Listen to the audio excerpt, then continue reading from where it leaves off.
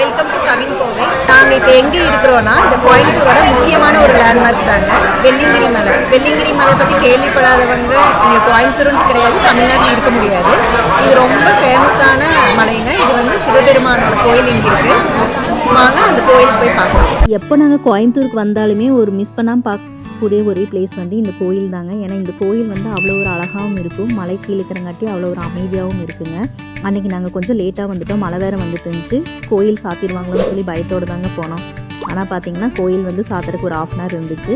So நாங்கள் போய் சாமி வந்து அமைதியாக தரிசனம் பண்ணிவிட்டு வெளியில் வர அளவுக்கு எங்களுக்கு டைம் கிடச்சிதுங்க. இந்த மலைக்கு மேலே இருக்கிறதா வந்து பார்த்திங்கன்னா வெள்ளிங்கிரி மலை. இங்கே தான் வந்து பார்த்திங்கன்னா 7வது மலையில் வந்து சுயம்பலிங்கம் இருக்குது.